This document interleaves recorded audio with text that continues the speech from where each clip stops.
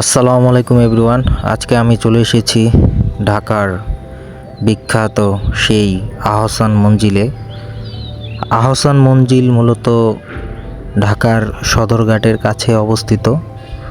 তো এটা একটা সুন্দর একটা জায়গা।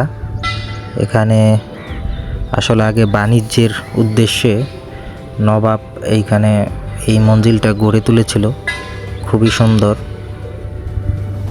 নবাবদের ঐতিহাসিক নিদর্শন এখানে রয়েছে। এখানে রয়েছে জাদুঘর। তো জাদুঘরে বিভিন্ন ধরনের ব্যবহৃত নবাবদের যে সরঞ্জাম জিনিসপত্র সবই আপনারা দেখতে পারবেন। কি সুন্দর নান্দনিক দৃশ্য, বিল্ডিংয়ের যে কারুকাজ সেগুলোও দেখতে পারবেন।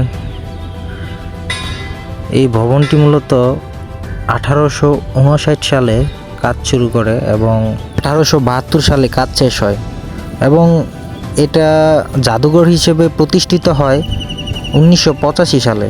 তো দেখেন প্রায় 150 বছরেরও উপরে হয়ে গিয়েছে। তারপরেও দেখা যায় যে বিল্ডিংটা আসলে কত সুন্দর দাঁড়িয়ে আছে। তো ভিতরে অনেক জিনিসপত্র রয়েছে যেগুলো নবাবদের ব্যবহৃত। আপনারা চাইলেই এসে দেখতে পারবেন। খুবই সুন্দর একটি নান্দনিক জায়গা। তো আপনারা চাইলে এখানে ঘুরে আসতে পারেন। ভালোই একটি জায়গা। সবশেষে আমার চ্যানেলটি সাবস্ক্রাইব করবেন এবং আমার সাথেই থাকবেন।